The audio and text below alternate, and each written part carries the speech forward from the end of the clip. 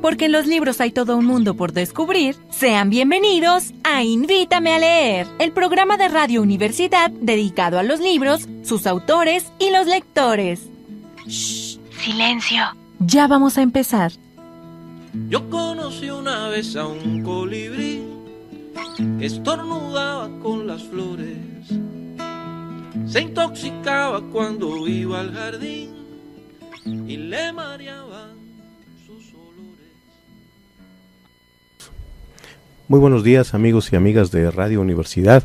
Les saluda Horacio Cárdenas, Gerardo Segura, en una emisión más de su programa Invítame a Leer. Horacio, mi querido Horacio, ¿cómo estás? Qué gusto volver a estar otra vez aquí, reunidos para hablar de libros. Así es, mientras el mundo parece que se acaba, los libros siempre están ahí para reconfortarnos y para reflejarnos en lo que pudo ser o en lo que debió ser. Sí, fíjate que nosotros encontramos en los libros una enorme enseñanza, pero como bien se dice, nadie aprende en cabeza ajena y los libros nos indican ciertos caminos, ¿no? Que nosotros podemos o no escucharlos. Lo primero es acercarnos a ellos.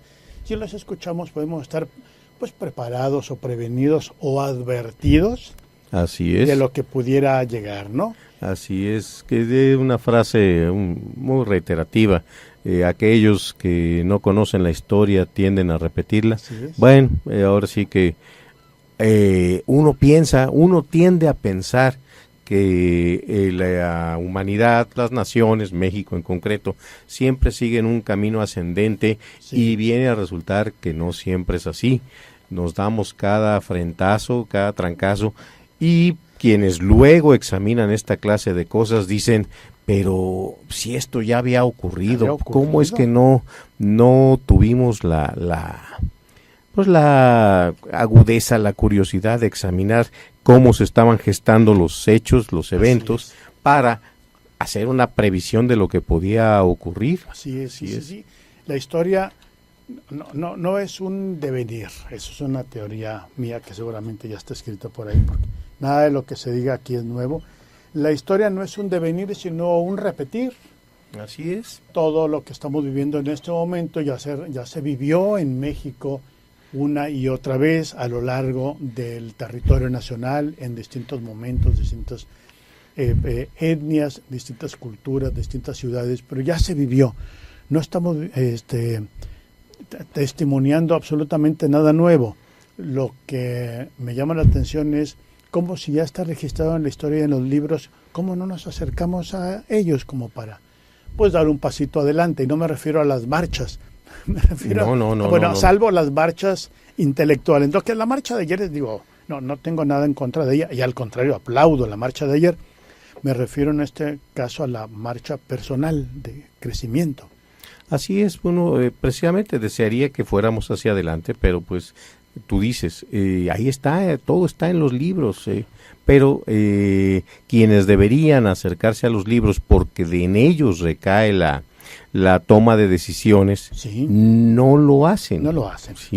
Dejan que otra gente lo haga, si acaso, y luego a la hora de, pues pásame un informe de qué es lo que puede pasar, y ese informe tampoco lo leen, y es como gobernar, es como no gobernar solamente, es como andar a ciegas. Andar a ciegas, sin radares, sin ningún elemento, en un territorio totalmente desconocido, porque en las cuestiones políticas se suman años y décadas y más décadas de experiencia de unos, otros y otros y otros, y sin embargo parecen absolutamente novatos. Parece que no ocurre nada. Y esto que dices de luego se reciben los informes me recuerda en algún momento de mi vida laboral. Alguien pidió una lista de libros para hacer llegar a sus amistades, compromisos, etcétera, y entonces pues alguien pasó esa lista. Entre la lista iba una novela de Enrique Serna, Miedo a los animales, que incluye una escena erótica bastante mandada. Un personaje femenino está desnuda en el quinto piso de un hotel en Acapulco, y mientras un varón la sodomiza, y la gente se da cuenta, etcétera, lo que ocurre en la novela. Sin embargo, no se había leído la novela, la persona que la recomendó no la había leído, la persona que la regaló no la había leído, y la persona que recibe el regalo y la ley dice, y la ley dice, pero ¿cómo esta alta personalidad de la administración me está haciendo llegar este regalo? Bueno, pues justamente eso ocurre cuando nosotros no leemos y nos vamos por ahí con las recomendaciones o leyendo invitaciones de personas que pues por ahí van pasándola. Por eso nuestra intención aquí es doble. Por una parte, invitar a leer de libros que los estamos comentando, Horacio, a lo largo del programa. Y segundo, si usted no tiene tiempo, oportunidad o deseo de acercarse a los libros, nosotros esta mañana le estamos trayendo 2 libros de regalo a quien se comunique con nosotros al 482-6995, y son 2 libros impecables. No solo impecables, sino imprescindibles, de lo que yo considero, y salvo su mejor opinión, una de las mentes más claridosas del siglo pasado, sí. Truman Capote, escritor norteamericano que pues causó muchas complicaciones durante su carrera como escritor,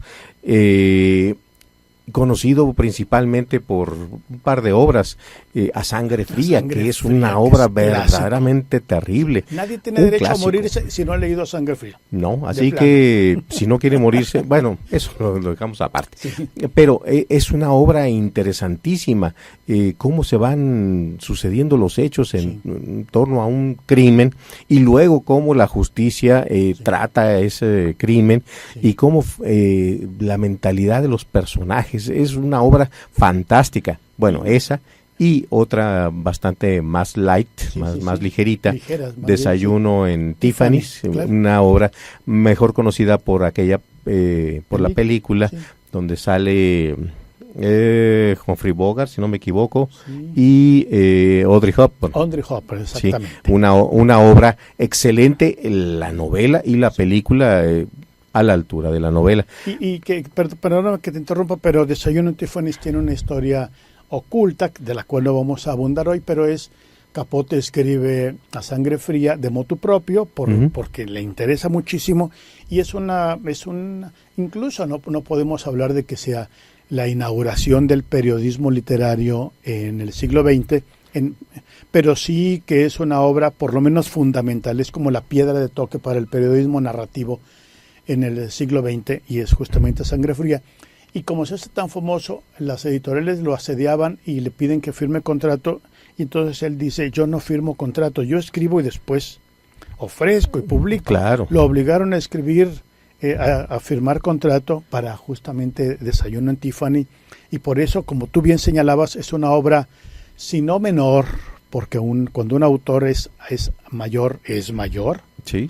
Pero sí, no se compara con A Sangre Fría, justamente por haber sido pues casi presionado a firmar el contrato, pero no desmerece en lo absoluto, simplemente que como que la fibra es distinta, ¿no? ¿Qué te diré? Como el rasposo que tiene A Sangre Fría no está tan presente en Desayuno en Tiffany. Claro, y respecto a eso recuerdo no una anécdota, porque no es anécdota, forma parte de una de las obras narradas de aquel grupo argentino Lelutier, que por cierto, claro, tal nivel tiene que le acaban de otorgar el premio Príncipe de Asturias. La princesa de Asturias, exactamente. Sí, habla de Johann Sebastian Mastropiero, el autor ficticio, o no tanto, de todas las obras de Lelutier, y decía que, bueno, pues Johann Sebastian Mastropiero, cuando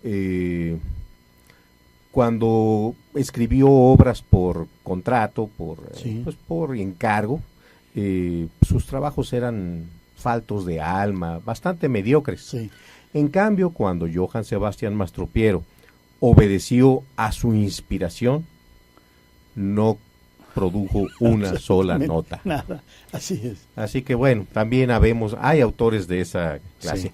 Sí. Y los libros de Truman Capote que estamos ofreciéndoles el día de hoy, si nos hacen favor de llamarnos, Plegarias Atendidas y Otras voces, otros ámbitos. Los dos excelentes libros de un excelente autor, como pocos en la literatura norteamericana, que indudablemente ha dado excelentes escritores en el siglo XX, pero como Capote, quiero decirles que no hay ninguno. Fíjate que estas dos novelas son son uno de los varios libros que refería García Márquez como parte de los libros que lo enseñaron, bueno, no que lo enseñaron, ¿no?, sino que lo fueron guiando acerca del mundo de la literatura en el periodismo. Sí. No, si Truman Capote no estamos hablando de que es el hijo de la vecina, estamos hablando de que es una piedra angular en la literatura estadounidense, en la literatura del periodismo y en general en la literatura mundial. Y nosotros en Invítame a Leer lo estamos ofreciendo como regalo. Si nos comunican con nosotros el 482-6995, Horacio, todo lo que tienen que hacer es decir cuál es el nombre y decir yo quiero otras voces, otros ámbitos, o yo quiero Plegarias Atendidas, y cuenten con él. Así es. Y bueno, veníamos para platicar de un tema que a mí me parece fundamental. Sí. Los escritores pues tienen sus predilecciones, hay quienes consideran como una cuestión de una garantía de éxito hablar de los poderosos. Sí, así es. O sea, de los reyes, de los emperadores, de los ricos, de los siempre hay la posibilidad de que cuando uno habla de los potentados, pues va a tener éxito la novela. Sí. Si uno piensa en la cantidad de obras y sobre todo películas que luego se producen sobre lo que ocurre en la oficina Oval, lo que ocurre en la Casa Blanca, claro. Es increíble. Puede usted encontrar literatura de presidentes negros, de presidentes mujeres, de presidentes republicanos, de presidentes en peligro. En peligro, con grandes cualidades, con grandes efectos, etcétera. ¿Por qué? Pues porque es una garantía el escribir sobre los poderosos. Sí. Pero también hay una literatura que está orientada a hablar de la gente común y corriente, la gente como usted, como yo, gente normal. Y desde mi punto de vista es una literatura muy valiosa porque cuando uno lee sobre los Tres Mosqueteros, por ejemplo, pues está uno hablando de heroicidades, de la reina, del cardenal, de los mosqueteros. ¿Sabe cuánto costaba llegar a mosquetero? Era imposible para la mayoría de los franceses durante siglos. Como los guardias suizos que cuidan al Papa. Por ejemplo, exactamente igual. Primero hay que ser suizo. Y luego hay que medir cierta estatura y ciertas características. Y tener ascendencia familiar, incuestionablemente apegada al cristianismo. Ya con ser católico ya está del cocor. Sí. Y bueno, entonces se va limitando el espectro de posibilidades de que un ciudadano normal se identifique con el personaje de una determinada obra. Pero cuando uno ve otro tipo de literatura mucho más, pues no quiero decirle pedestre porque definitivamente no lo es, sino que habla de personajes humanos en su estricta humanidad, y es más, que no los ubica en un determinado momento de éxito en su existencia, sino a lo largo de toda su vida, desde que son niños, todos los problemas que tienen cuando son niños, la adolescencia, época difícil, la juventud, la madurez, la vejez, es cuando uno ve la riqueza de la vida humana y a veces los momentos más desesperantes y lo que es el englobar todo lo que implica una existencia.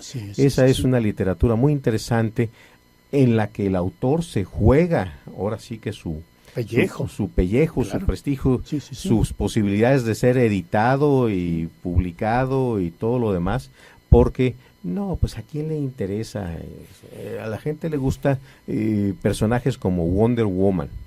Pero ya en su trajecito de baño, no como secretaria acá del departamento de guerra.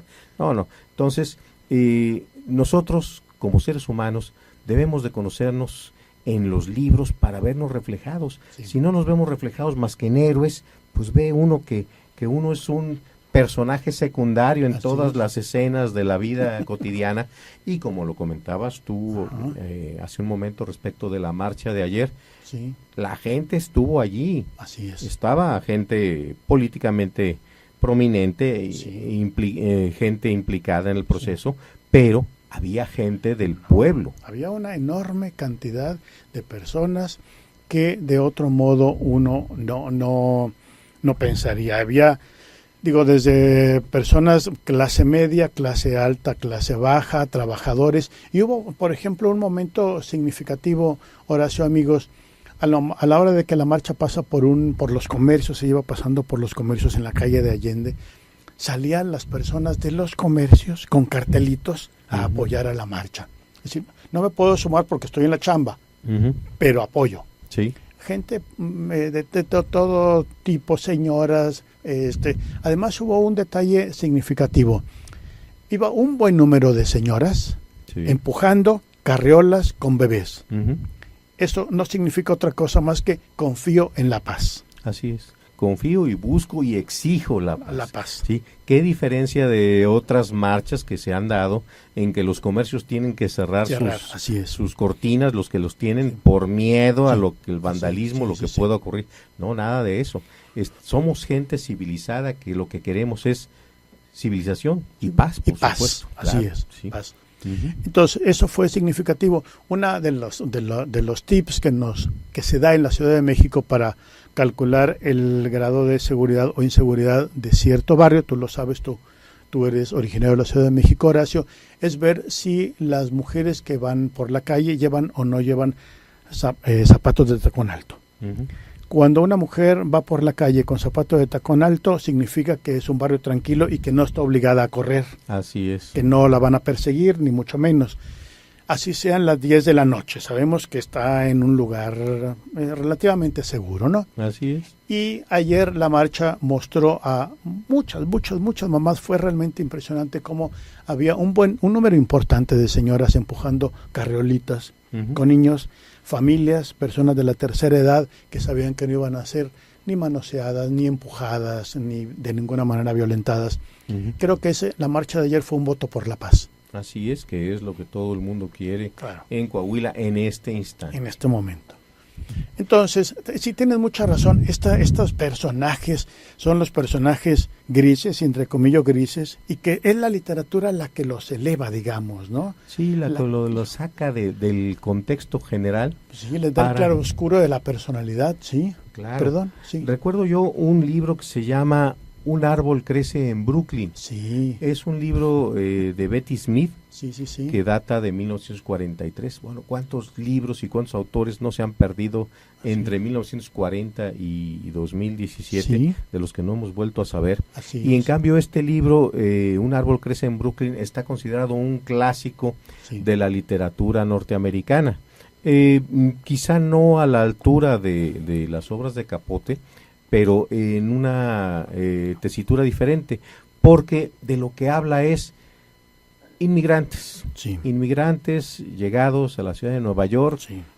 esa vida cotidiana del inmigrante que apenas le alcanza con lo que logra obtener de ingresos Sí. para medio pagar la renta, medio comer, Sí. la ropa dura y Sí, pasa sí. de un niño al otro, Claro, sí, sí, al sí. otro, remendada. Bueno, ¿cómo la viven? Sí. Y el esfuerzo que hacen los inmigrantes originales son por lo general gente muy trabajadora. Trabajaban muy duro en su lugar de origen, no ganaban mayor cosa. O no tiene condiciones de seguridad, de Así sobrevivencia, claro. Así es, llegan a un punto de destino con las ganas de trabajar Sí. al mismo ritmo, Sí. o probablemente más, porque dándose las condiciones de seguridad, de nueva cuenta y de tranquilidad, bueno, pues ahora sí podemos florecer. Sí. Entonces, gente que trabaja mucho y a sus hijos les exigían o les exigen una enormidad. Así es. ¿Por qué? Pues porque si tú supieras las que yo pasé Claro. allá en la mina, allá en el campo, En el allá desierto. en la pesca, Claro. Entonces, eso que yo tuve que vivir, no quiero que lo vivas. Pero vas a estudiar. Sí. Y ahora sí que ahí nos vemos. Sí, tiene razón. Y es justamente esta historia la que cuenta, ¿no? La de un árbol crece en Brooklyn. Sí. El título es muy significativo. Muy significativo. Sí. Es un arbolito. Un arbolito crece en un patiecito, en un cubo de luz, más bien, en un edificio habitado por familias inmigrantes. El árbol es nada más una presencia durante todo el desarrollo de la novela, pero es muy interesante cómo a la sombra del árbol iba la protagonista de la novela a sentarse, a leer, a estudiar, a aprender. En casa, ahora sí que pues no había la violencia que se suele incorporar en estos escenarios. Había mucho trabajo, mucha exigencia, pero pues un sitio, la casa, el departamento era demasiado pequeño. Entonces la niña salía al árbol y ahí se sentaba a leer, a estudiar, los libros que sacaba de la biblioteca. Claro. Ahora sí, también la biblioteca pública forma parte de la vida de muchos personajes ficticios y reales. Ahí van por los libros, no los compran, los sacan, los leen, los devuelven, los vuelven a sacar, los quieren releer. Entonces...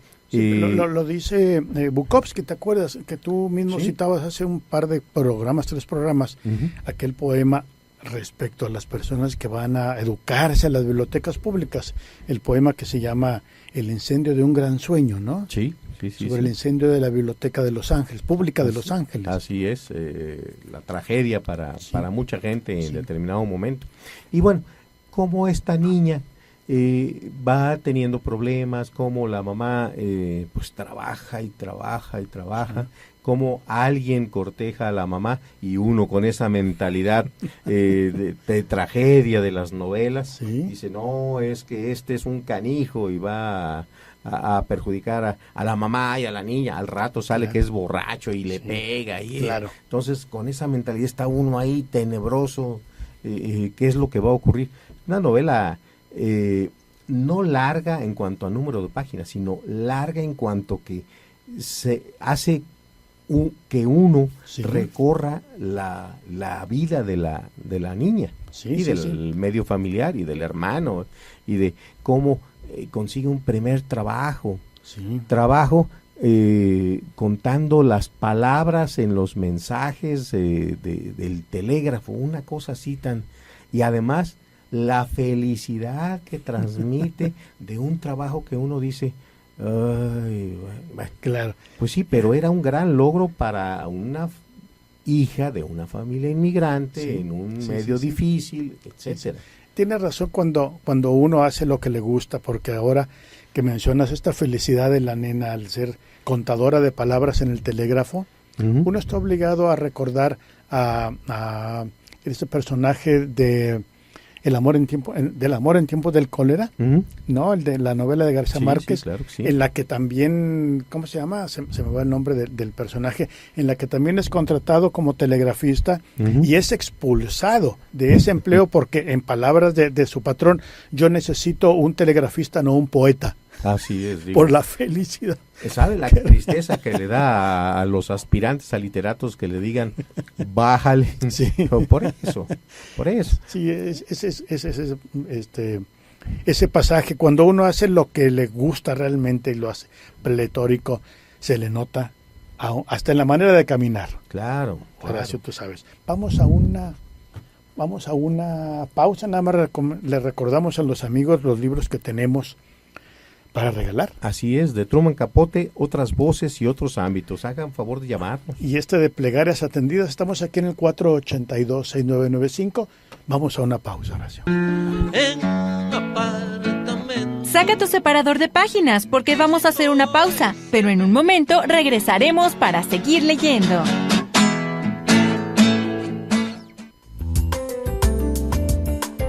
Radio Universidad XHUACS 104.1 MHz de frecuencia modulada, transmitiendo desde las instalaciones de la Facultad de Ciencias de la Comunicación, ubicada en carretera a Zacatecas, kilómetro 3, Saltillo, Coahuila, México. Teléfono 482-6995.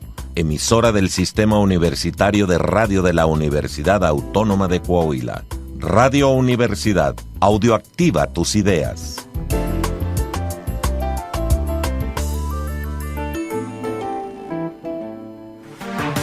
Nosotros le decimos gobierno. Los griegos le llamaron politeia. Los romanos se referían a él como res publica. Porque gobernar es cosa de todos, escucha todos los miércoles de 3 a 4 de la tarde el programa Res Pública del Instituto Nacional Electoral y Radio Universidad.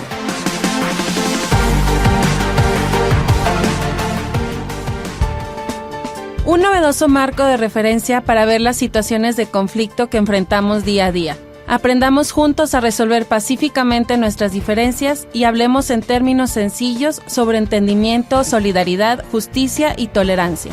Acompáñanos cada miércoles en punto de las 16:30 horas en el programa Hablando se entiende la gente, donde transformaremos la forma en que abordamos el conflicto bajo una nueva óptica a través del 104.1 FM de Radio Universidad, la cultura universitaria en el cuadrante.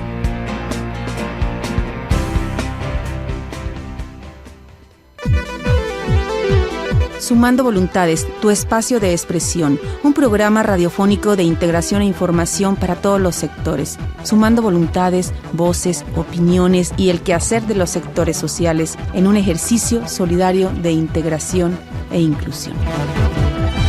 Escúchanos todos los miércoles en punto de las 2 de la tarde por el 104.1 FM de Radio Universidad. Audioactiva tus ideas.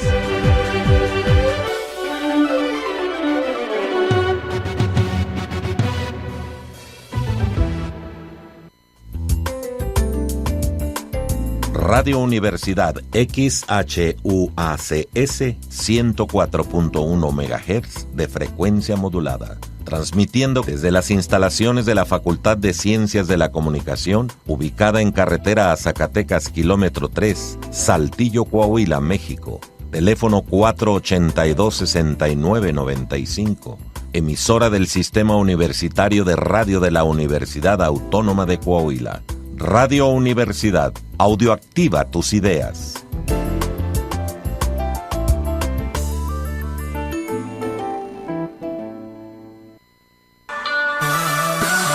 Entérate de los acontecimientos de tu universidad. Síguenos en redes sociales. Búscanos en Facebook como Universidad Autónoma de Coahuila y síguenos en Twitter, @UADC. Todos somos lobos, construyendo juntos el futuro.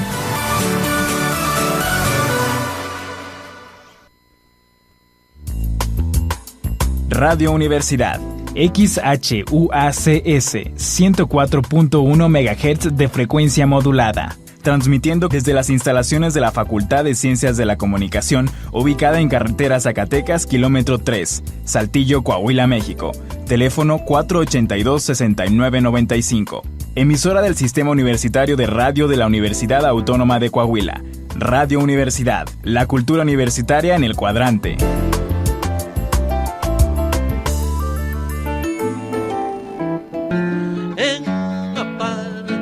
Ya estamos de regreso. Abre tu libro para seguir leyendo.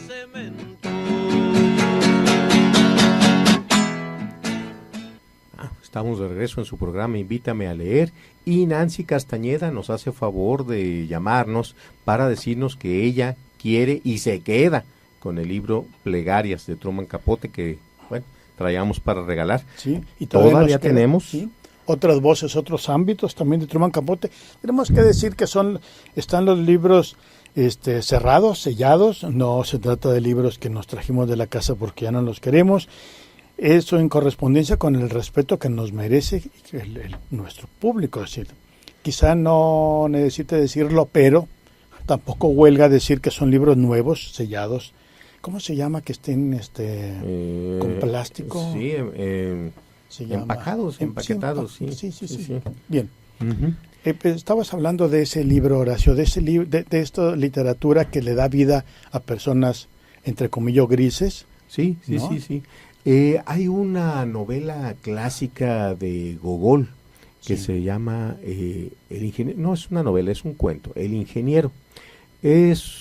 Bueno, si nos ubicamos en la Rusia antes de zarista, Rusia zarista, sí. pues había cierto dinero, había obras importantes dentro del territorio ruso, y había un ingeniero encargado de hacer tendido de vías, construcción de puentes sobre los caudalosos ríos, y pues él ahí llegaba y hacía su trabajo, y, pues, lo que se espera de todo profesional.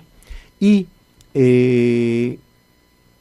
llegaba a un pueblo y ahí iba a ser el puente sobre el río, todo muy bien, pero nadie le hacía caso al ingeniero. Era un personaje gris, secundario, era el jefe de la obra, un personaje a nivel académico, a nivel burocrático en el ministerio, que siempre citan, pero nadie le hacía caso. Pero sucede que el ingeniero estaba casado con una mujer extremadamente bella. Una de esas personas que no puede uno dejar de ver, que además, así como la pinta, que tampoco abunda mucho, porque pues el personaje es el ingeniero, pero era solo una faltaba persona, que Capote le diera más importancia a la esposa. Claro. Y Capote, Gogol. Sí, y guapa, simpática, acudía a todas las tertulias, aquel se mataba trabajando, decirlo así, y la señora pues hacía vida social, pues digo, ¿por qué se iba a aburrir durante sus años de juventud mientras seguía al ingeniero, lo cual pues, ya es cierta ventaja? Y bueno, entonces el ingeniero se preguntaba, pero pues el puente es mío, el puente yo lo estoy haciendo, usted es el esposo de la señora. Por eso, hasta eso el pueblo muy respetuoso con la dama, pero qué guapa es su esposa. Y entonces el relato se desarrolla en un tren, porque el ingeniero pues va a Moscú a pedir instrucciones y le está contando esto a otro señor que está en el vagón ¿de veras? ¿A poco? ¿Y usted no me conoce a mí? No tengo el gusto. Pues yo soy el científico que inventó X medicina importante que salvó millones de vidas en aquello. No se preocupe, a mí tampoco me conoce nadie. Yo no tengo una esposa como la suya, pero a mí no me conoce nadie. Entonces ya los dos se acompañan ya mucho más apaciguados de su anonimato, de su grisura. Es que hay muchas maneras de mencionar esta situación. Y yo creo que otro de los libros, así como tú lo mencionas ahora, otro de los libros paradigmáticos es Todos los nombres de José Saramago, y es justamente la historia de un copista, un amanuense en el registro civil, que es el hombre más gris, todo el mundo, incluso al interior del libro solo se llama Don José, es todo lo que sabemos de él, y que que todo lo que se dedica es a hacer fichas. El hombre vive solo, vive en uno de los anexos todavía que estaban en el registro civil, y toda su vida consiste en salir del cuartito en el que vive, llegar a la banqueta, dar vuelta porque es contiguo y meterse otra vez al registro civil, y a las 6 de la tarde salir a la banqueta, dar vuelta de inmediato solo la pared y meterse a su cuartito fin de la historia, ¿no? Vive solo, ya es un hombre de cierta edad, y a lo que se dedica es a coleccionar biografías de personajes que a su juicio son importantes: el futbolista, el artista de cine, el cardenal, el qué sé yo. Para ello, lo que hace es traer ese papel, lo que llamamos hoy papel reciclado, ¿no? El reciclable, se lo trae y en ellos él va apuntando las fichas. Hasta que, desde luego que es la magia de la literatura, la ruptura de la cotidianidad, ¿no? Hasta que en tal ocasión trae junto con este papel reciclado, la ficha de una persona que no debió haber tomado del registro civil, ¿no? Ujú. Entonces dice, caray, esto todavía es un expediente abierto, no debe haberlo tomado, ¿quién será? Y se pregunta, ¿quién es esta persona? Que es una mujer. ¿Quién es esta persona? Esto ocurre en la página, no más allá de la página 10. Ujú. La novela tiene 300 páginas, ¿no? Ujú. A lo largo de toda la historia de la novela, Saramago nos pinta la vida de un hombre de una grisura que ni el Greco, para acabar pronto, Sí. que ni las pinturas del Greco son capaces de reflejarnos, que investiga la vida de una mujer que no tiene nada que ver, que no la conoce, que no sabe dónde está, Ujú. que no aparece jamás en su vida, no ha aparecido jamás en su vida, y sin embargo, esta grisura nos mantiene con el libro en las manos durante las siguientes 300 páginas. Sí. De hecho, yo la leí y hasta ahorita que la estás mencionando la traigo a la mente. Efectivamente, así es. Y es una vida que uno dice, bueno, esa es parte del encanto de este tipo de literatura. Sí. Al personaje, más bien a uno que lo está leyendo, Sí. lo obliga a decir, pero ya muévete, ya, por favor, Claro, ya. sí. Es un poco, bueno, guardando las debidas proporciones, lo que a mí me despierta Justín. Justín, claro, del Justín, Marqués de Sade. del Marqués de Sade. Sí, cómo no. La novela es Justín, o sea, bueno, trata de Justín, que ni siquiera es Justín, es Terés, pero es Justín el título. A Justín le pasa absolutamente todo lo malo que le pueda pasar a una persona en la vida. Sí. Sabemos que los escritores franceses, cómo son trágicos. Víctor Hugo, Solá, Dumas, son trágicos. Lee uno y va a salir llorando. Sí. Bueno, pero con Justín acaba uno furioso. Oye, ya, por favor, ya párale. Sí, es todavía en la Francia real, ¿no? Antes de la Revolución. Antes de la Revolución, Así sí, es. porque al Marqués de Sade lo encerraron en la Bastilla. por orden no del rey, sino del equivalente al departamento, al Ministerio de Justicia. Así es. Y por canijo. Sí. Pero a la hora que va viendo a Justín, se logra escapar en determinado pasaje, logra escapar de quien la tenía secuestrada, después de haberla violado, de tenerla como esclava sexual, se logra escapar y llega a una posada y se encuentra una señora y la vuelven a pescar para lo mismo. Dice, bueno, pero ¿cómo es posible que esta chica tenga tan mala suerte? Claro. Son 300 páginas más o menos de la literatura típica del Marqués de Sade, bastante picosa para algunas picosa y mentalidades. Explícita, digamos. Sobre todo, sí, para muy, nosotros muy ser explícita. por eso lo metieron a la cárcel, porque Claro. era, bueno, sí, no, porque me estoy acordando del Marqués de Santillana, por ejemplo, de español, que también era, o de, ¿cómo se llama? Las noches de Boccaccio, Sí, bueno, ahorita me ahorita acuerdo. nos acordamos que era también literatura renacentista, bastante explícita, ¿no? Sí, digo, pero tampoco era, o sea, no era novedad, así se escribía porque así se vivía. Es si leemos la versión original no expurgada de Las Mil y Una Noches, pues es con literalmente pelos y señales. Con pelos y tal cual. Sí, tú lo has dicho, tal cual. literalmente. Entonces no puede uno esperar cuestiones diferentes. La literatura, la forma de escribir era muy explícita y la lectura era muy explícita. Dejaban poco a la imaginación. Claro, y considerando que eran también pocos los lectores, ¿no? También eran pocos, era un lujo. Era un lujo leer, acceder a los libros, saber leer en sí mismo un lujo. Entonces, para cierto sector de la sociedad, los ricos, con cierta mentalidad disipada, pues esta clase de literatura le era muy, muy agradable. Eran pues una forma de diversión dentro de lo que había a de su disposición en aquel tiempo.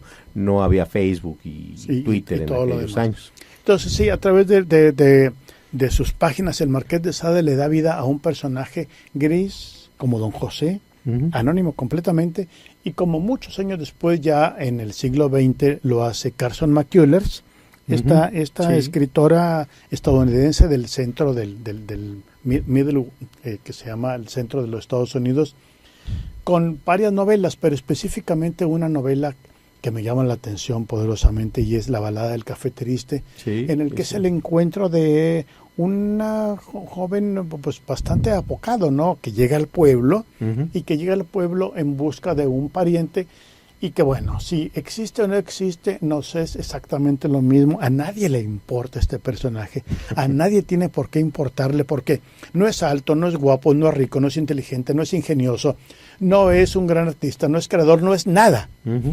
Es alguien de los más absolutamente prescindibles que puede existir en el mundo mundial. Y se encuentra justamente a una persona que, como él, es menos que cero, diría esta novela de Bretton Ellis, ¿no? Ujú. Menos que cero. Miss Amelia, se encuentra con Miss Amelia y los dos reúnen sus nadas Así es. para construir una novela memorable, La balada del café triste. Efectivamente. Y es una novela en la que se reflexiona sobre el amor, la soledad, La vida cotidiana. la vida cotidiana, La vida en común. el comercio, Sí. en las condiciones estadounidenses, desde absolutamente nada. Nada. Es decir, no hace parte de la vida de César, de Lincoln, No, de los héroes, no. No. Aquí es, a partir de la nada, se puede construir un mundo que es el mundo estadounidense, donde hay amor, donde hay todo esto que venimos diciendo, y que tiene, digamos, entre comillas, ventaja de ser una novela breve, son 120 páginas, si mal no recuerdo, en mi edición Sí. son 120 páginas, Ujú. y que uno se pregunta, ¿por qué estoy leyendo a alguien, la vida de alguien que no me importa? Es un poco lo que pasa, un poco, Sí. porque recordemos que luego se convirtió en un clásico obligado. Matar un ruiseñor. Señor, claro que sí. Sí, es una novela de Harper Lee, Sí. su única novela publicada en vida, En vida, sí, porque sí, la, sí. la otra se publicó ya fallecida. Lo mismo, Sí. habla de un pueblo en Alabama, la típica confrontación, negros de extremada pobreza con blancos también bastante pobres, Sí. y que de repente tiene una cantidad de lecciones para la vida de cualquier ciudadano, pobre, clase media, rico, porque aún en los personajes más grises, más Sí. trágicos, más sin importancia, encuentra uno sabiduría. Así es. Una de las frases que me acuerdo de Sí. este libro es que matar un ruiseñor es un pecado. Puedes matar cualquier otro pájaro, Claro. ¿sí? Pero matar un ruiseñor porque ellos no molestan, no te comen nada, no hacen ruido, no nada. Sí. Entonces, bueno, efectivamente, habrá quien quiera matar a un ruiseñor, sí, pero es pecado. Claro. Sí. Adornan. Claro. Claro, adorna. Y fíjate, parece que ya agarramos a la literatura estadounidense de caminito, no era el propósito, pero por fuerza yo creo que es como se van hermanando como vasos Claro. comunicantes, ¿no? Sí. El uno nos lleva al otro, y recuerdo dos novelas de lo mismito. Ahora sí que estamos hablando, amigos, de personajes que no existen y no existirían y son prescindibles. Por una parte está el de la famosísima novela Peyton Place, Ah, por supuesto. ¿no? De Ujú. Grace Metalius, Ujú. que fue llevada al cine como La caldera del La diablo. caldera del diablo, sí. Y en la que en este Peyton Place ocurre todo tipo de chismes, todo el mundo se mete en la vida de todo mundo y además juzga. El saltillo les queda, no le iba a decir chico, les queda al dedo. Juzga y dicen, a ver, pero ¿por qué él y por qué ella? Y yo lo vi el otro día, etcétera, etcétera. Y lo que es premisa se transforma en juicio, lapidario, ¿no? Claro. Yo creí, yo creí que iba caminando, no, iban caminando y de la mano, y además yo de los vez en vi. cuando Y se se besaban y se metían en tal parte. Sí. Bueno, esa justamente es como ya no un personajes grises que son elevados a la categoría de personajes literarios, aquí es pueblos grises Ujú. que son elevados a la categoría de obras de la literatura, que es importante ir y venir a ellos y hacia ellos una y varias veces. Esta de Peyton Place de Metalios, que si mal no recuerdo es de 1946. Y la otra, una novela que pasó desapercibida como si fuese un ruiseñor en el aire, tal cual, en La tortilla flat de John Steinbeck. Por supuesto. No, John Steinbeck, que es el glorioso autor de La Perla. De La Perla y de Las uvas de la ira. Las uvas de la ira, que es un súper novelón justamente sobre la depresión en Estados Unidos y la voracidad de los gente bancos. Que literalmente se la llevaba el aire, las tolvaneras se llevaban no solo el suelo fértil, sino que si ya no había dónde sembrar, la gente se iba. Entonces la gente literalmente se la llevaba el aire. El viento, sí, tal cual. Ese de las viñas de la ira y La Perla, que son como los dos monumentos, sin ánimos de discriminar al resto, son dos monumentos John Steinbeck. Pero que sí, justamente ahí sí hay un motivo, digamos, en las viñas de la ira, el motivo es la Gran Depresión y la voracidad de los bancos, ¿no? Así es. En La Perla, bueno, es como el infortunio, aparentemente la fortuna, pero en realidad es el infortunio que le da una perla a unas personas completamente marginados y cómo los vuelve vulnerables. Y está también de Tortilla Flat, que es el retrato de la depresión en Estados Unidos. Sí. Unos anónimos están metidos todos en una casa que ni siquiera tiene muebles. Y ahí en esta casa, que además Tortilla Flat es un barrio, ¿no? Están metidos en esta casa personas sin pasado, sin futuro, obviamente, sin familias, y que todo su proyecto de vida es pasar ese día. Así es.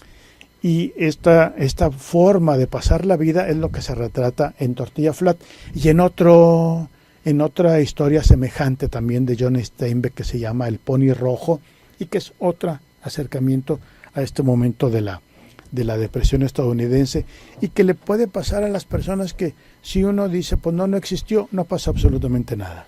Así es.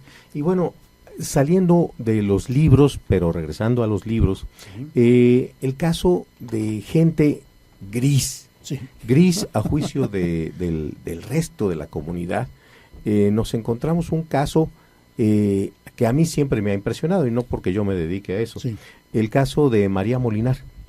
María Molinar fue la autora del gran diccionario. Del gran diccionario de María Molinar. Por no decir que el mejor. Probablemente pues, el mejor. Sería mucho atrevimiento, pero tampoco sería descabellado. No, al contrario.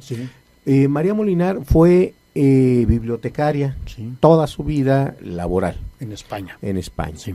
En una época, pues durante el franquismo, una vida gris, anónima. Claro. Sobre todo, pues tenemos fama los bibliotecarios de ser grises y anónimos, tirándole a negro, pero claro. En eso. Y se retira María Molinar, deja de trabajar en la biblioteca, momento en el que emprende la gran obra de su existencia. La construcción de un diccionario como no hay otro. Así es. A la hora que uno busca referencias, está por supuesto los diccionarios de la Real Academia, pero ya cuando quiere uno ponerse un poco más serio, están diccionarios, el de Corominas. Y está el de diccionario María que ese es el etimológico. Es un trabajo, el de Corominas, Joan Corominas, catalán, no es un trabajo abismal.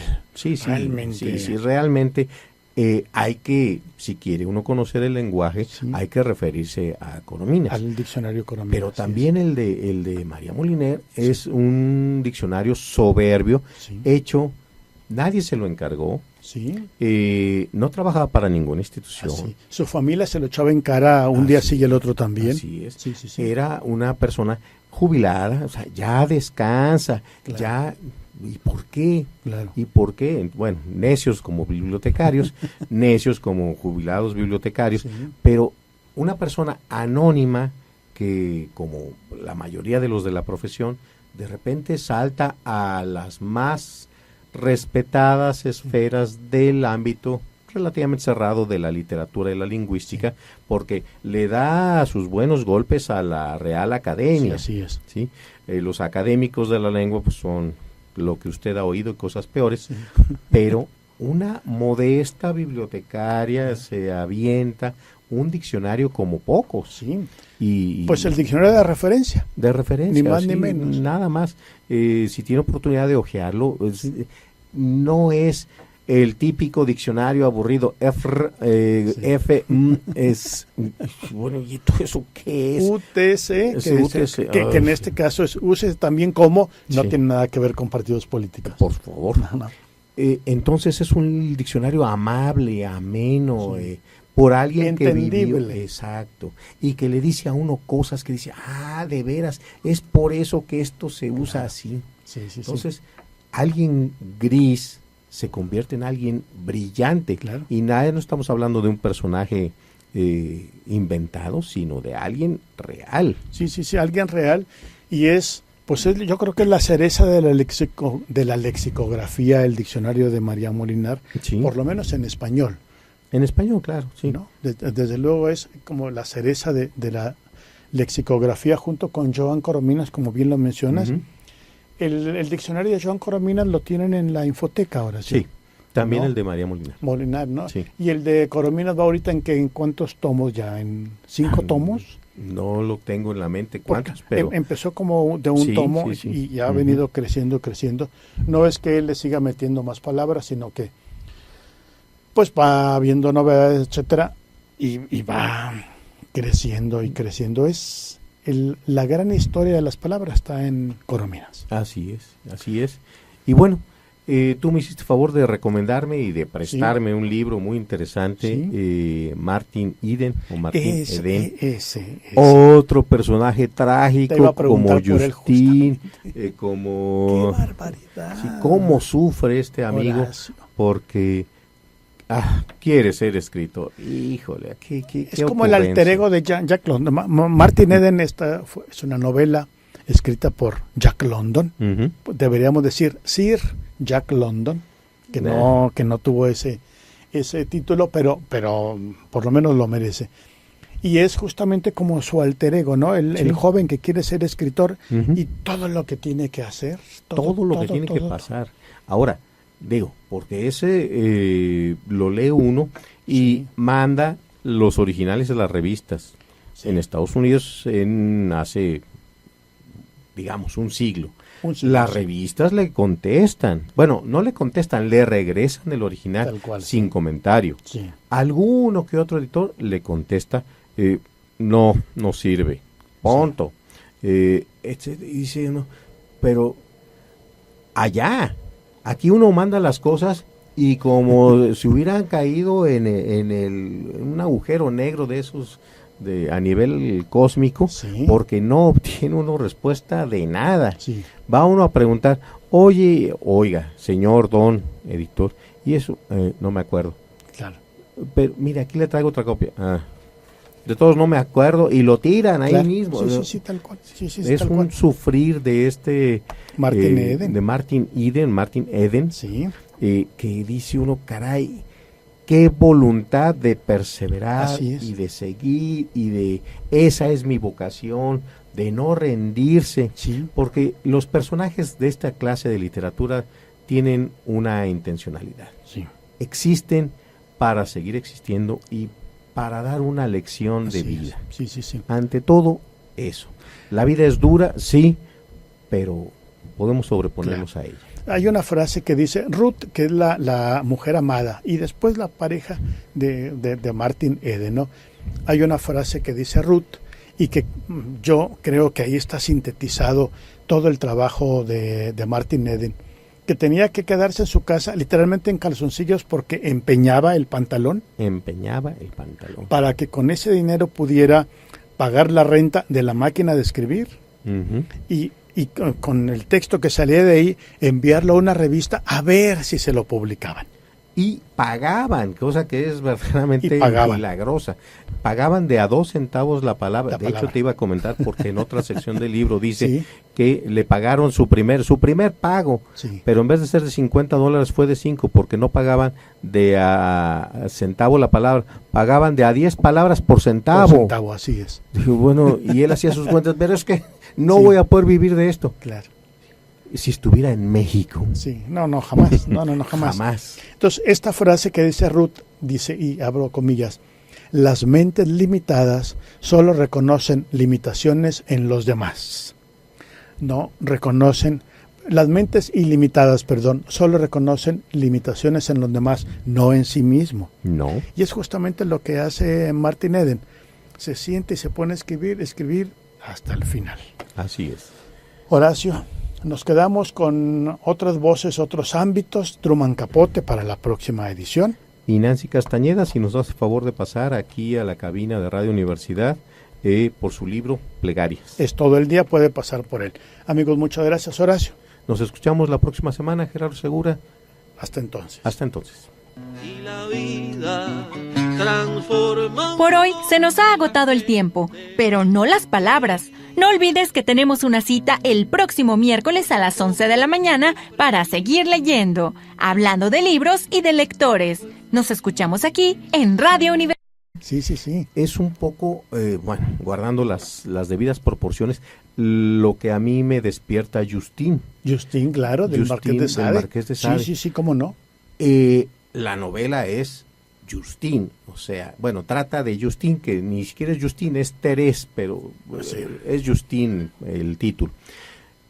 A Justín le pasa absolutamente todo lo malo que le pueda pasar a una persona en la vida. Sí. Sabemos que los escritores franceses, cómo son trágicos. Víctor Hugo, Solá, Dumas, son trágicos. Lee uno y va a salir llorando. Sí. Bueno, pero con Justín acaba uno furioso. Oye, ya, por favor, ya párale. Sí, es todavía en la Francia real, ¿no? Antes de la Revolución. Antes de la Revolución, Así sí, es. porque al Marqués de Sade lo encerraron en la Bastilla por orden no del rey, sino del equivalente al departamento, al Ministerio de Justicia. Así es. Y por canijo. Sí. Pero a la hora que va viendo a Justín, se logra escapar en determinado pasaje, se logra escapar de quien la tenía secuestrada, después de haberla violado, de tenerla como esclava sexual, se logra escapar y llega a una posada y se encuentra una señora y la vuelven a pescar para lo mismo. Y dice, bueno, pero ¿cómo es posible que esta chica tenga tan mala suerte? Claro.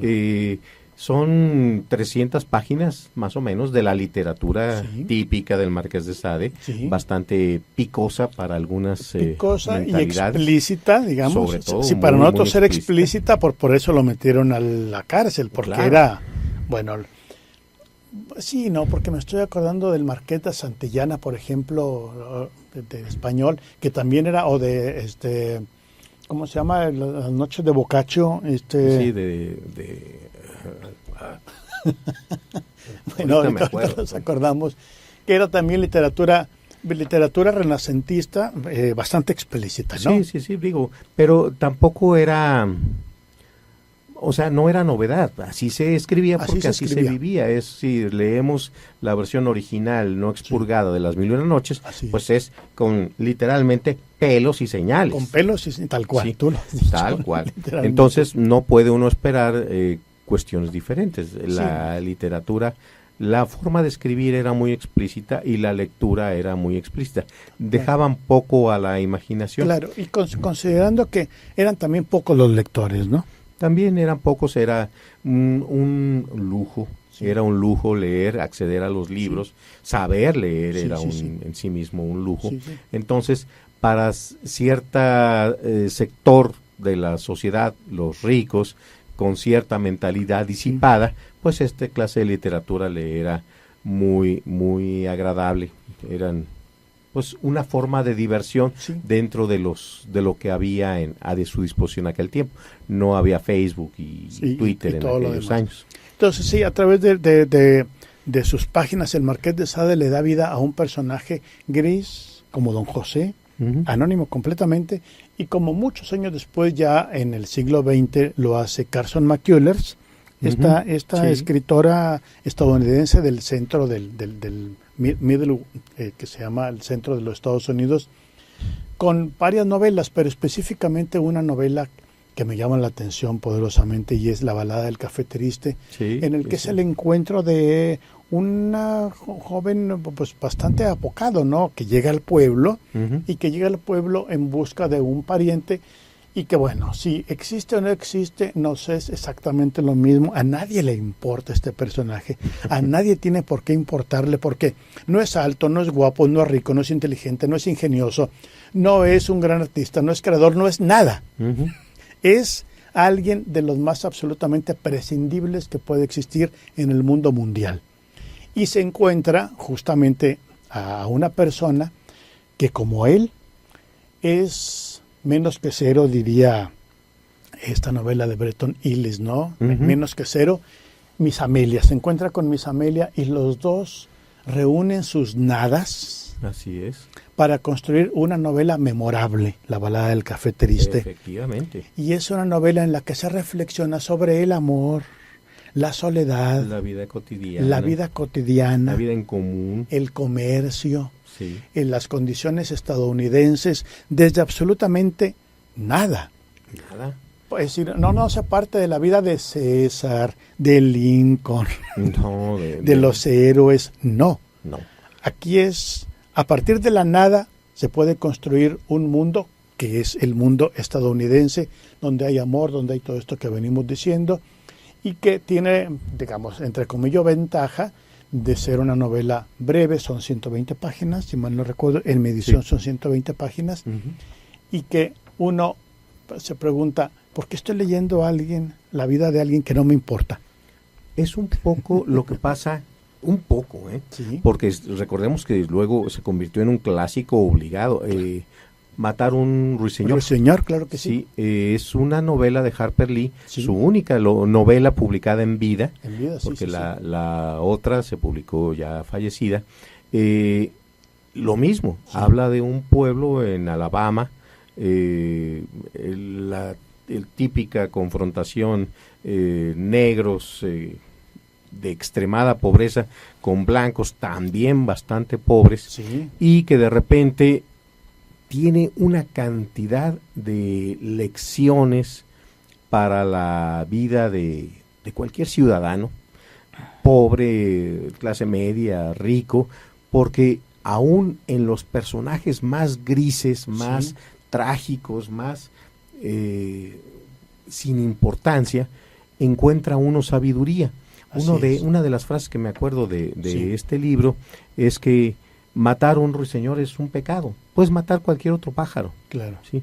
Pero matar un ruiseñor, porque ellos no molestan, no te comen nada, no hacen ruido, no nada. Entonces, bueno, efectivamente, habrá quien quiera matar a un ruiseñor, pero es pecado. Adornan. Adornan. Y fíjate, parece que ya agarramos a la literatura estadounidense de caminito, no era el propósito, pero por fuerza yo creo que es como se van hermanando como vasos comunicantes, ¿no? El uno nos lleva al otro, y recuerdo dos novelas de lo mismito. Ahora sí que estamos hablando, amigos, de personajes que no existen y no existirían y son prescindibles. Por una parte está el de la famosísima novela Peyton Place. Por supuesto. ¿No? De Grace Metalius, que fue llevada al cine como La caldera del diablo. La caldera del diablo, sí. Y en la que en este Peyton Place ocurre todo tipo de chismes, todo el mundo se mete en la vida de todo mundo, y además juzga. El saltillo les queda, no le iba a decir chico, les queda al dedo. Juzga y dicen, a ver, pero ¿por qué él y por qué ella? Y yo lo vi el otro día, etcétera, etcétera. Y lo que es premisa se transforma en juicio lapidario, ¿no? Claro. Yo creí, yo creí que iba caminando, no, iban caminando y de la mano, y además de vez en cuando se besaban y se metían en tal parte. Bueno, esa justamente es como ya no un personajes grises que son elevados a la categoría de personajes literarios, aquí es pueblos grises que son elevados a la categoría de obras de la literatura, que es importante ir y venir a ellos y hacia ellos una y varias veces.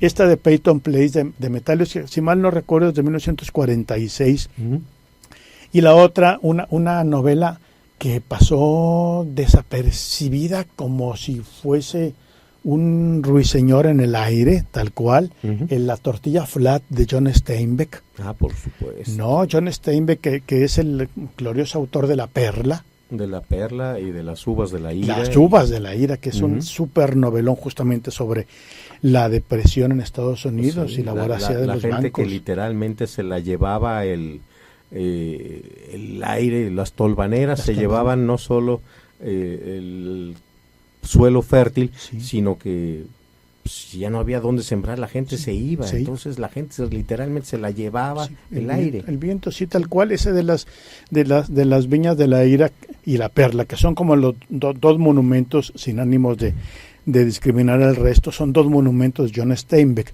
pero que sí, justamente ahí sí hay un motivo, digamos, en las viñas de la Ira, el motivo es la Gran Depresión y la voracidad de los bancos, ¿no? Así es.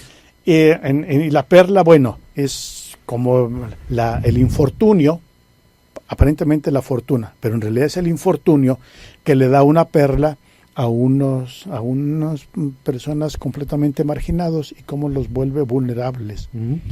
Y está también de tortilla flat, que es el retrato de la depresión en Estados Unidos. Sí. Unos anónimos están metidos todos en una casa que ni siquiera tiene muebles, y ahí en esta casa, que además tortilla flat es un barrio, ¿no?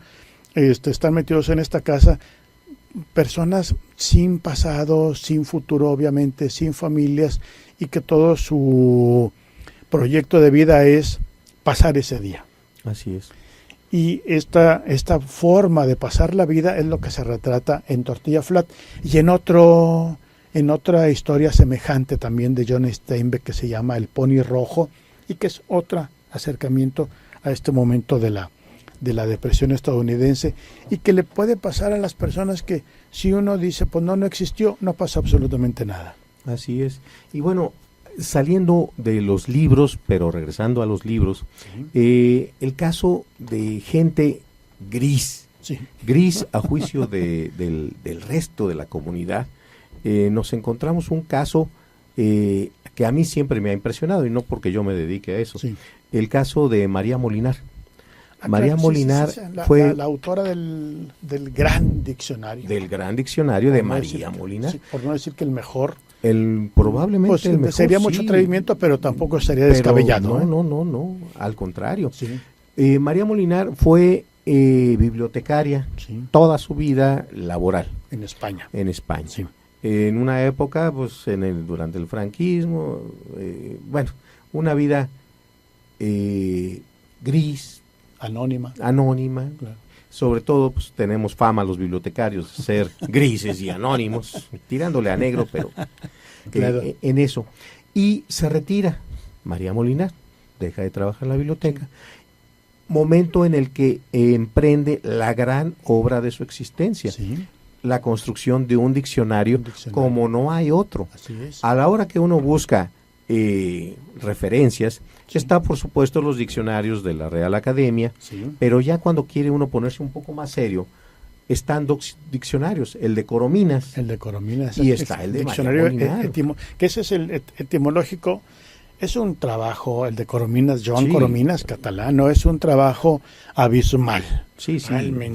Realmente hay que, si quiere uno conocer el lenguaje, hay que referirse a Corominas. Al diccionario Corominas. Pero también el de María Molinar es un diccionario soberbio, hecho, nadie se lo encargó, no trabajaba para ninguna institución. Su familia se lo echaba en cara un día sí y el otro también. Así es. Era una persona jubilada, o sea, ya descansa, ya... ¿Y por qué? Claro. ¿Y por qué? Bueno, necios como bibliotecarios, necios como jubilados bibliotecarios, pero una persona anónima que, como la mayoría de los de la profesión, de repente salta a las más respetadas esferas del ámbito relativamente cerrado de la literatura y la lingüística, porque le da sus buenos golpes a la Real Academia. Así es. Los académicos de la lengua pues son lo que usted ha oído y cosas peores, pero una modesta bibliotecaria se avienta un diccionario como pocos. Sí. Y pues el diccionario de referencia. De referencia. Ni más sí, ni menos. Nada más. Si tiene oportunidad de hojearlo, no es el típico diccionario aburrido. Es bueno, ¿y todo eso qué es? UTC, que en este caso es use también como, no tiene nada que ver con partidos políticos. Por favor. No. Entonces es un diccionario amable, ameno, por alguien que vivió. Exacto. Y que le dice a uno cosas que dice, de veras, es por eso que esto se usa así. Sí. Entonces, alguien gris se convierte en alguien brillante. Claro. Y no estamos hablando de un personaje inventado, sino de alguien real. Sí, alguien real. Y yo creo que es la cereza de la lexicografía, el diccionario de María Molinar, por lo menos en español. En español, claro, sí. ¿No? Desde luego es como la cereza de la lexicografía junto con Joan Corominas, como bien lo mencionas. Uh-huh. El diccionario de Joan Corominas lo tienen en la infoteca ahora, ¿sí? Sí, también, ¿no? El de María Molinar. Molinar, ¿no? Sí. Y el de Corominas va ahorita en cuántos tomos ya, ¿en 5 tomos? No lo tengo en la mente cuántos, pero empezó como de un tomo y ya ha venido creciendo. No es que él le siga metiendo más palabras, sino que pues va viendo novedades, etcétera, y va creciendo. Es la gran historia de las palabras está en Corominas. Así es. Y bueno, tú me hiciste favor de recomendarme y de prestarme un libro muy interesante, Martin Eden o Martin Eden. Ese. Otro personaje trágico como Justin, como... ¡Qué barbaridad! Sí, cómo sufre este amigo, Horacio. Porque quiere ser escritor. Híjole, qué es como el alter ego de Jack London. Martin Eden es una novela escrita por Jack London. Uh-huh. Deberíamos decir Sir Jack London, que no tuvo ese título, pero por lo menos lo merece. Y es justamente como su alter ego, ¿no? El joven que quiere ser escritor, uh-huh, y todo lo que tiene que hacer. Todo lo que tiene que pasar. Ahora, digo, porque ese lo lee uno y manda los originales de las revistas. En Estados Unidos hace, digamos, un siglo. Las revistas le contestan. Bueno, no le contestan, le regresan el original sin comentario. Sí. Alguno que otro editor le contesta, no sirve. Punto. Y dice, no, pero allá... Aquí uno manda las cosas y como si hubieran caído en un agujero negro de esos a nivel cósmico, porque no obtiene uno respuesta de nada. Sí. Va uno a preguntar, oiga, señor don editor, y eso no me acuerdo. Claro. Pero mire, aquí le traigo otra copia. De todos no me acuerdo y lo tiran ahí mismo. Sí, tal cual. Es un sufrir de Martin Eden. De Martin Eden, sí. Que dice uno, caray, qué voluntad de perseverar y de seguir esa es mi vocación, de no rendirse, porque los personajes de esta clase de literatura tienen una intencionalidad. Sí.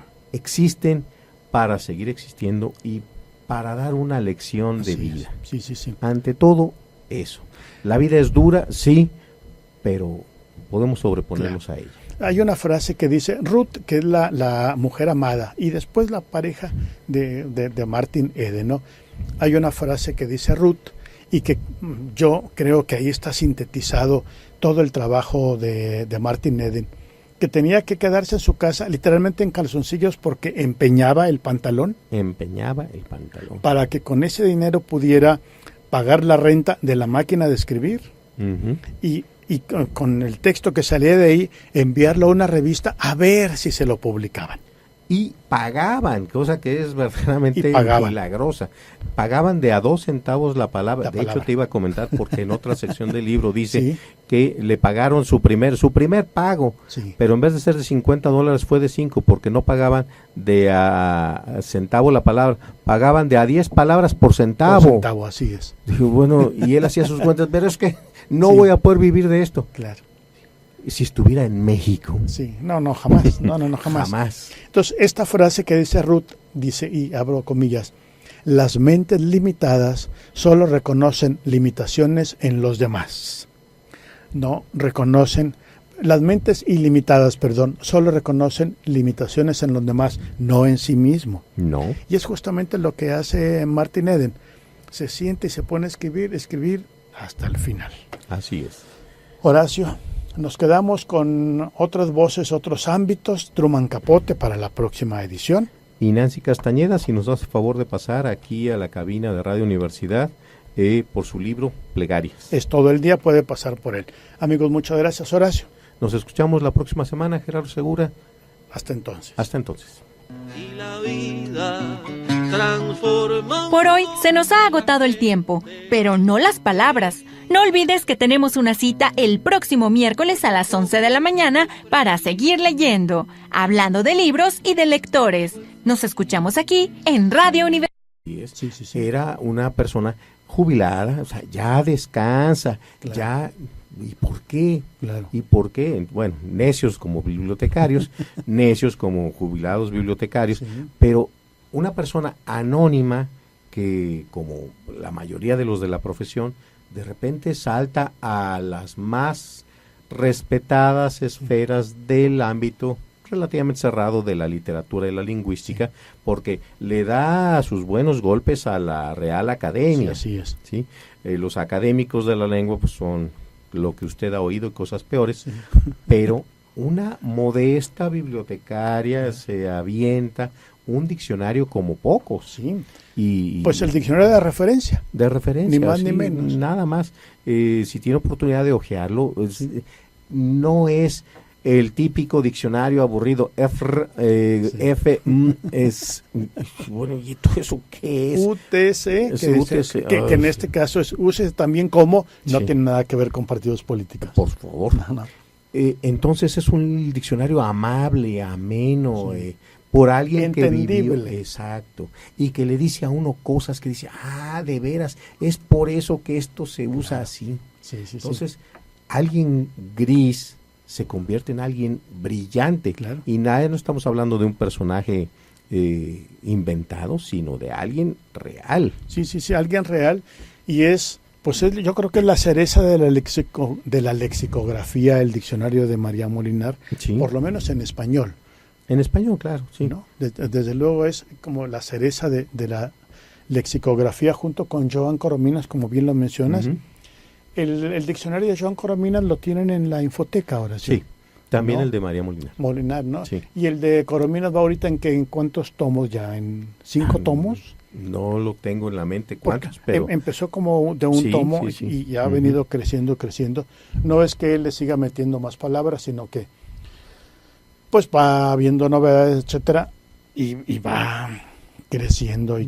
Es la gran historia de las palabras está en Corominas. Así es. Y bueno, tú me hiciste favor de recomendarme y de prestarme un libro muy interesante, Martin Eden, o Martin Eden. Ese. Otro personaje trágico como Justin, como... ¡Qué barbaridad! Sí, cómo sufre este amigo, Horacio. Porque... quiere ser escritor. Híjole, qué es como el alter ego de Jack London.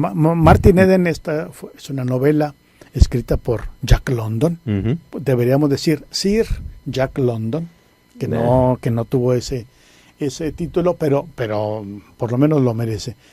Y es justamente como su alter ego, ¿no? El joven que quiere ser escritor, uh-huh. Y todo lo que tiene que hacer. Todo lo que tiene que pasar. Ahora, digo, porque ese lo lee uno y manda los originales de las revistas. Sí. En Estados Unidos hace, digamos, un siglo. Las revistas le contestan. Bueno, no le contestan, le regresan el original. Tal cual, sin comentario. Sí. Alguno que otro editor le contesta, no sirve. Punto. Sí. Dice, no, pero allá... Aquí uno manda las cosas y como si hubieran caído en un agujero negro de esos a nivel cósmico, sí. Porque no obtiene uno respuesta de nada. Sí. Va uno a preguntar, oiga, señor don editor, y eso no me acuerdo. Claro. Pero mira, aquí le traigo otra copia. de todos no me acuerdo, y lo tiran ahí Claro. mismo. Sí, tal cual. Sí, Es tal un cual. sufrir de este Martin Eden. de Martin Eden, Sí. Que dice uno, caray, qué voluntad de perseverar Así es. y de seguir y de esa es mi vocación, de no rendirse, Sí. porque los personajes de esta clase de literatura tienen una intencionalidad. Sí. Existen para seguir existiendo y para dar una lección de Así es. vida. Sí. Ante todo, eso. La vida es dura, sí, pero podemos sobreponernos a ella. Hay una frase que dice Ruth, que es la mujer amada, y después la pareja de Martin Eden, ¿no? Hay una frase que dice Ruth, y que yo creo que ahí está sintetizado todo el trabajo de Martin Eden, que tenía que quedarse en su casa literalmente en calzoncillos porque empeñaba el pantalón. Empeñaba el pantalón. Para que con ese dinero pudiera pagar la renta de la máquina de escribir. Uh-huh. Y con el texto que salía de ahí, enviarlo a una revista a ver si se lo publicaban. Y pagaban, cosa que es verdaderamente pagaban. milagrosa. Pagaban de a 2 centavos la palabra. De hecho, te iba a comentar, porque en otra sección del libro dice Sí. que le pagaron su primer pago, Sí. pero en vez de ser de $50 fue de 5, porque no pagaban de a centavo la palabra, pagaban de a 10 palabras por centavo. Por centavo, así es. Digo, bueno, y él hacía sus cuentas, pero es que no Sí. voy a poder vivir de esto. Claro. Si estuviera en México. Sí, no, jamás. No, jamás. Jamás. Entonces, esta frase que dice Ruth, dice, y abro comillas, las mentes limitadas solo reconocen limitaciones en los demás. No reconocen, las mentes ilimitadas, solo reconocen limitaciones en los demás, no en sí mismo. No. Y es justamente lo que hace Martin Eden. Se siente y se pone a escribir hasta el final. Así es. Horacio, nos quedamos con otras voces, otros ámbitos, Truman Capote para la próxima edición. Y Nancy Castañeda, si nos das el favor de pasar aquí a la cabina de Radio Universidad por su libro Plegarias. Es todo el día, puede pasar por él. Amigos, muchas gracias, Horacio. Nos escuchamos la próxima semana, Gerardo Segura. Hasta entonces. Hasta entonces. Y la vida transforma. Por hoy se nos ha agotado el tiempo, pero no las palabras. No olvides que tenemos una cita el próximo miércoles a las 11 de la mañana para seguir leyendo, hablando de libros y de lectores. Nos escuchamos aquí en Radio Universidad. Existen para seguir existiendo y para dar una lección de vida. Sí. Ante todo, eso. La vida es dura, sí, pero podemos sobreponernos a ella. Hay una frase que dice Ruth, que es la mujer amada, y después la pareja de Martin Eden, ¿no? Hay una frase que dice Ruth, y que yo creo que ahí está sintetizado todo el trabajo de Martin Eden, que tenía que quedarse en su casa literalmente en calzoncillos porque empeñaba el pantalón. Empeñaba el pantalón. Para que con ese dinero pudiera pagar la renta de la máquina de escribir. Uh-huh. Y con el texto que salía de ahí, enviarlo a una revista a ver si se lo publicaban. Y pagaban, cosa que es verdaderamente pagaban. milagrosa. Pagaban de a 2 centavos la palabra. De hecho, te iba a comentar, porque en otra sección del libro dice Sí. que le pagaron su primer pago, Sí. pero en vez de ser de $50 fue de 5, porque no pagaban de a centavo la palabra, pagaban de a 10 palabras por centavo. Por centavo, así es. Digo, bueno, y él hacía sus cuentas, pero es que no Sí. voy a poder vivir de esto. Claro. Si estuviera en México. Sí, no, jamás. No, jamás. Jamás. Entonces, esta frase que dice Ruth, dice, y abro comillas, las mentes limitadas solo reconocen limitaciones en los demás. No reconocen, las mentes ilimitadas, solo reconocen limitaciones en los demás, no en sí mismo. No. Y es justamente lo que hace Martin Eden. Se siente y se pone a escribir hasta el final. Así es. Horacio, nos quedamos con otras voces, otros ámbitos, Truman Capote para la próxima edición. Y Nancy Castañeda, si nos das el favor de pasar aquí a la cabina de Radio Universidad por su libro Plegarias. Es todo el día, puede pasar por él. Amigos, muchas gracias, Horacio. Nos escuchamos la próxima semana, Gerardo Segura. Hasta entonces. Hasta entonces. Y la vida transforma. Por hoy se nos ha agotado el tiempo, pero no las palabras. No olvides que tenemos una cita el próximo miércoles a las 11 de la mañana para seguir leyendo, hablando de libros y de lectores. Nos escuchamos aquí en Radio Universidad. No en sí mismo. No. Y es justamente lo que hace Martin Eden. Se siente y se pone a escribir hasta el final. Así es. Horacio, nos quedamos con otras voces, otros ámbitos. Truman Capote para la próxima edición. Y Nancy Castañeda, si nos hace favor de pasar aquí a la cabina de Radio Universidad por su libro Plegarias. Es todo el día, puede pasar por él. Amigos, muchas gracias, Horacio. Nos escuchamos la próxima semana, Gerardo Segura. Hasta entonces. Hasta entonces.